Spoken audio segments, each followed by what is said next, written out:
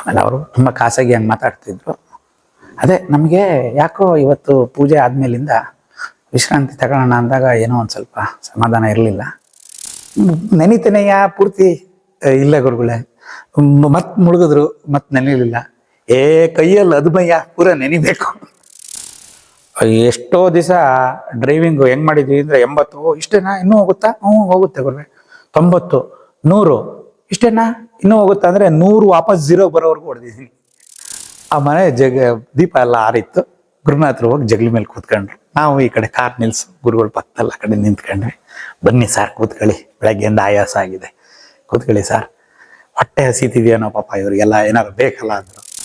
ಹೌದು ಮಾರಾಯರೇ, ಇವತ್ತು ಯಾರೋ ಬರಲಿಕ್ಕಿತ್ತು. ನಾವು ಇದುವರೆಗೂ ಕಾದಿದ್ದು ಅವರಿಗೋಸ್ಕರ.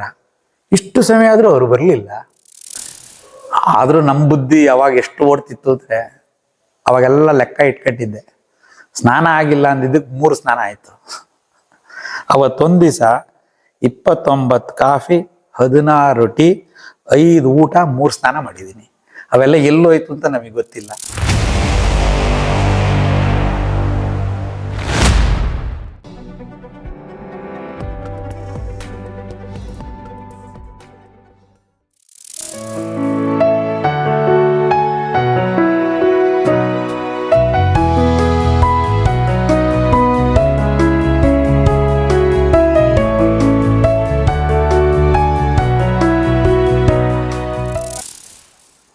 ಎಲ್ಲ ಬಾಯಿ ಕೈ ಇಟ್ಕೊಂಡು ಆಮೇಲೆ ಎಷ್ಟೊತ್ತಾದ್ನ ಕಾಯ್ತಾ ಇದ್ರು ಏನೋ ಅಂತ ಗುರುಗಳು ಮಹಾಸನ್ನಿಧಾನ ಇವರು ಕೇಳಿದ್ರು.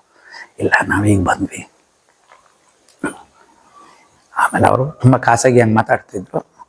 ಅದೇ ನಮಗೆ ಯಾಕೋ ಇವತ್ತು ಪೂಜೆ ಆದಮೇಲಿಂದ ವಿಶ್ರಾಂತಿ ತಗೊಳ್ಳೋಣ ಅಂದಾಗ ಏನೋ ಒಂದು ಸ್ವಲ್ಪ ಸಮಾಧಾನ ಇರಲಿಲ್ಲ. ನಮ್ಮ ಇದು ಚಂದ್ರಶೇಖರ ಭಾರತಿ ಅಧಿಷ್ಠಾನ ತನಕ ಒಂಚೂರು ಹೋಗಿ ಬರೋಣ ಅಂತ ಎದ್ದು ಬಂದೆ. ಇಲ್ಲಿ ಕಾಯ್ತಾ ಇದ್ದೀನಿ ಅಂದರು. ಆಮೇಲೆ ನಾವೆಲ್ಲ ಈ ಕಡೆ ಬಂದ್ಬಿಟ್ವಿ.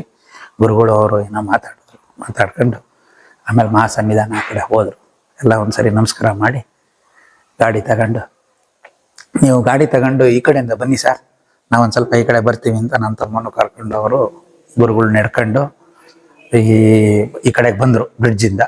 ನಾನು ಆ ಕಡೆಯಿಂದ ಅಷ್ಟೊತ್ತಿಗೆ ಗಾಡಿ ತಂದು ಮುಂದೆ ನಿಲ್ಲಿಸಿ ಅಮ್ಮನವ್ರ ದೇವಸ್ಥಾನದ ಮುಂದ್ಗಡೆ, ಇವಾಗಿನ ಗೋಪುರ ಆಗಿರಲಿಲ್ಲ, ಅಲ್ಲಿಂದ ಬಂದ ತಕ್ಷಣ ಗುರುಗಳು ಅಲ್ಲೇ ನಿಂತಿದ್ರು ಬಾಗಿಲಲ್ಲಿ. ಬಾರಯ್ಯ ಸ್ವಲ್ಪ ನದಿ ತನಕ ಹೋಗೋಣ ಕೆಳಗಡೆ ಅಂತರು. ನಾನು ನನ್ನ ತಮ್ಮ ಇಬ್ಬರು ಗುರುಗಳು ಎಲ್ಲ ನದಿ ಹತ್ರ ಕೆಳಗೆ ಇಳಿದ್ವಿ. ಕಪ್ಪೆಶಂಕರ ಇದೆಲ್ಲ, ಅಲ್ಲಿ ತುಂಬ ನೀರು ಬರ್ತಿತ್ತು, ತುಂಬ ಕೊಳೆ, ತುಂಬ ಇದು ಏನು ಚಳಿಗಾಲ, ಆವಾಗ ಸಖತ್ ಚಳಿ ಇತ್ತು. ತುಂಗಾ ನದಿ ಇದರಲ್ಲಿ ಬಂದರು. ಆವಾಗ ಗುರುಗಳು ಯಾರೋ ಬೆಳಗ್ಗೆ ಸ್ನಾನ ಮಾಡಿಲ್ಲ ಅಂದರು. ಇನ್ನೇ ಸ್ನಾನ ಮಾಡೋದೆ ಅಂತ ನಾನು ಎಲ್ಲ ಶರ್ಟ್ ಬಿಚ್ಚಿದೆ, ಮುಳುಗ್ದೆ. ನನ್ನ ತಮ್ಮನೂ ಮುಳುಗ್ದ. ಅವರು ಎಲ್ಲ ಇಳಿಯೋಕ್ಕೆ ಅಂತ ಬಂದರು. ಇನ್ಯಾರು ಇಳಿಕೂಡ್ದು ನೀರಿಗೆ ಅಂದರು. ನಾನು ನನ್ನ ತಮ್ಮ ಇಬ್ಬರು ಇಳಿದ್ವಿ ನೀರಲ್ಲಿ. ಇನ್ಯಾರು ಇಳಿಕೂಡ್ದು ನೀರಿಗೆ, ಅಲ್ಲೇ ನಿಂತ್ಕೊಳ್ಳಿ ಅಂದರು. ಅವರೆಲ್ಲ ಅಲ್ಲೇ ನಿಂತ್ಕೊಂಡ್ರು. ಆಮೇಲೆ ಅಯ್ಯ ಒಂಚೂರು ಸ್ನಾನ ಮಾಡೋ, ಒಂಚೂರು ಮುಳುಗಾಗ್ತೀನಿ, ಹಿಡ್ಕೊಳ್ರಯ್ಯ ಅಂದರು. ನಾನು ನನ್ನ ತಮ್ಮ ಗುರುನಾಥನ ಹಿಡ್ಕೊಂಡ್ವಿ. ತುಂಬ ಗುರುಗಳು ಸ್ವಲ್ಪ ಸ್ಫೂತ್ಕಾಯ ಹಿಡ್ಕೊಂಡ್ವಿ, ಆ ಕಡೆ ಈ ಕಡೆ ಹಿಡ್ಕೊಂಡ್ವಿ. ಮುಳುಗಿದ್ರು. ಅವ್ರಿಗೆ ಮುಳುಗಿದ್ರು ಭುಜ ಎಲ್ಲ ಮುಳುಗುತ್ತಿದೆ, ಗಡ್ಡ ಈ ತಲೆ ಈ ಭಾಗ ಮುಳುಗ್ತಾ ಇಲ್ಲ. ಎಲ್ಲ ಎದ್ರು. ನೆನಿತನೆಯ ಪೂರ್ತಿ ಇಲ್ಲ ಗುರುಗಳೇ, ಮತ್ತೆ ಮುಳುಗಿದ್ರು, ಮತ್ತೆ ನೆನೀಲಿಲ್ಲ. ಕೈಯಲ್ಲಿ ಅದುಮಯ್ಯ ಪೂರ ನೆನಿಬೇಕು, ಸ್ನಾನ ಆಗಲ್ಲ ಅಂತ ಗುರುಗಳು ತಲೆ ಹಿಡ್ಕೊಂಡು ಸ್ವಲ್ಪ ಅದುಮಿ ಇರ್ತಿದ್ವಿ. ಅಂದರೆ ಇಂಥ ಸೌಭಾಗ್ಯ ಸಿಕ್ಕಿದೆ ನಮಗೆ ಗುರುಗಳ ಜೊತೆ. ಅವರು ಎಲ್ಲ ಪೂರ ನೆನಿತೇನೆಯಾ? ನೆನೀತು. ನಿಜ ಹೇಳ್ತೀನಿ, ಅಷ್ಟು ಚಳಿಲಿ ನಮಗೆ ಚಳಿ ಆಗಲಿಲ್ಲ ಅವತ್ತು. ಅದೇ ಟೀ ಶರ್ಟು ಬಟ್ಟೆ 3 ಸರಿ ಸ್ನಾನ ಮಾಡಿದ್ದೀವಿ. ಅದು ಹೆಂಗೆ ಒಣಗಿದೆ ನಮ್ಗೆ ಅದು ಯಾವುದೂ ಗೊತ್ತಿಲ್ಲ. ಅಲ್ಲಿಂದ ಎತ್ತು ಬಂದ್ವಿ, ಮುಗಿಲಿಲ್ಲ ಕತೆ ಅಲ್ಲಿಗೆ. ನಮ್ದೆಲ್ಲ ಬೇಕಾದಷ್ಟು ಸೇವಾರ್ಥ ಆಗಿದೆ. ಅಲ್ಲಿ ಇಬ್ರು ಬಂದಿದ್ರಲ್ಲ, ಅವ್ರದ್ದು ಯಾರ್ದು ಊಟ ಆಗಿಲ್ಲ. ಅವರೆಲ್ಲ ನರಸಿಂಹರಾಜಪುರ, ಕೊಪ್ಪ ಎಲ್ಲೆಲ್ಲ ಹೊತ್ಕೊಂಡವರು. ಅದನ್ನು ಮಾತಾಡಿದ್ರು ಯಾರೋ ಒಬ್ರು, ಇಷ್ಟೊತ್ತಿನಲ್ಲಿ ಊಟ ಸಿಗಲ್ಲ ಅಂತೆಲ್ಲ ಬಂದಿತ್ತು ಮಧ್ಯ ಮಾತು. ಗುರುಗಳು ಗಾಡಿ ತಗೊಳ್ಳಿ ಸಾರ್ ಅಂದರು, ತಿರ್ಸ್ಕೊಳ್ಳಿ ಅಂದರು. ರಥದ ಬೀದಿಲಿ ಅವ್ರು ನಡ್ಕೊಂಬಂದ್ರು, ನಾವು ಗಾಡಿ ತಗೊಂಡೋಗ್ಬೇಕು. ಗಾಡಿ ಹೆಂಗೆ ಅಂದರೆ, ಗುರುಗಳ ಜೊತೆ ಕೂತಿದ್ದಾಗ ಸರ್ ಇಷ್ಟೇ ನಾವು ಹೋಗೋದು ಅನ್ನೋರು. ಟೆಂಪೋ ಟ್ರ್ಯಾಕ್ಸಲ್ಲಿ 100ವರೆಗೆ ನೀಡ್ಲು, ಆಮೇಲೆ ಈ ಕಡೆ 0. ಎಷ್ಟೋ ದಿವಸ ಡ್ರೈವಿಂಗು ಹೆಂಗೆ ಮಾಡಿದ್ವಿ ಅಂದರೆ 80 ಇಷ್ಟೇನಾ ಇನ್ನೂ ಹೋಗುತ್ತಾ, ಹೋಗುತ್ತೆ ಗುರುವೆ. 90 100 ಇಷ್ಟೇನಾ ಇನ್ನೂ ಹೋಗುತ್ತಾ ಅಂದರೆ 100 ವಾಪಸ್ 0 ಬರೋವರೆಗೂ ಹೊಡೆದಿದ್ದೀನಿ. ಆ ಥರನೂ ಓಡಿಸಿದ್ದೀವಿ. ಒಂದೊಂದ್ಸರಿ ಏನು ಸರ್ ಹಿಂಗೆ ಓಡಿಸ್ತಾ ಇದ್ದೀರಾ, ಇಷ್ಟು ಜೋರಾಗಿ ಮನಸ್ಸು ಓಡಿಸ್ಬಾರ್ದು, ನಿಲ್ಸ್ಕೊಳ್ಳಿ ಇನ್ನೋರು. 5 ಕಿಲೋಮೀಟ್ರು 10 ಕಿಲೋಮೀಟ್ರು 20 ಕಿಲೋಮೀಟ್ರು 10 ಕಿಲೋಮೀಟ್ರು ಪಕ್ಕದಲ್ಲಿ ಒಬ್ರು ನಡ್ಕೊಂಡು ಹೋದ್ರೆ ಸ್ಪೀಡಲ್ಲಿ ಹೋಗೋದು, ಅಷ್ಟು ಸ್ಲೋ ಹೋಗ್ಬೇಕು. ಎಷ್ಟೋ ಜಾಗಗಳಲ್ಲಿ ಗುರುನಾಥರು ನಿಲ್ಸಿ ಸಾರ್ ಅಂತ ನಿಲ್ಸ್ಬಿಟ್ಟು ಅವ್ರು ನಡ್ಕೊಂಬರೋರು, ಒಂದಷ್ಟು ದೂರ ಆದ್ಮೇಲೆ ಬಂದು ಹತ್ಕೊಳ್ಳೋರು. ಅದೆಲ್ಲ ಏನೋ ನಮ್ಗೆ ಭಾಳ ಆಶ್ಚರ್ಯ ಆಗುತ್ತೆ. ಕೆಲವು ಜಾಗಗಳಲ್ಲಿ ಅದೆಲ್ಲ ಭಾಳ ಆಕ್ಸಿಡೆಂಟ್ ಆಗೋ ಜಾಗಗಳು ಪೇಪರಲ್ಲಿ ನೋಡ್ತಿರ್ತೀವಿ. ಅದೇ ಜಾಗದಲ್ಲಿ ಅದೇನು ಗೊತ್ತಿಲ್ಲ ಗುರುಗಳದ್ದು ನಮಗೆ. ನಾವೇನು ಈಸ್ ಹೈಲಿ ಅನ್ಪ್ರೆಡಿಕ್ಟೇಬಲ್. ಅವ್ರನ್ನ ಹೀಗೆ ಅಂತ ತೀರ್ಮಾನ ಮಾಡೋದು ಭಾಳ ಕಷ್ಟ.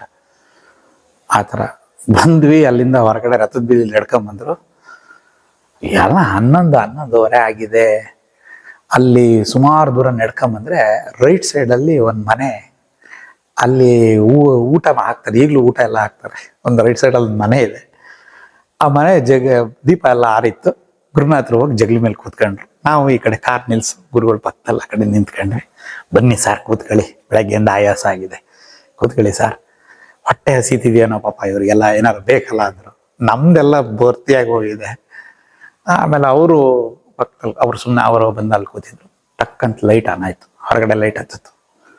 ಅವ್ರು ಬಂದರು, ಬಾಲ್ ತೆಗೆದ್ರು. ನೀವು ಯಾವರು, ಎಲ್ಲಿಂದ ಬಂದದ್ದು ಏನು ಅಂತೆಲ್ಲ ಕೇಳಿದರು. ಹೀಗೆ ಬಂದಿದ್ದೀವಿ. ಏನಂತ, ನಿಮ್ಮದು ಊಟ ಆಯ್ತಾ ಅಂದರು.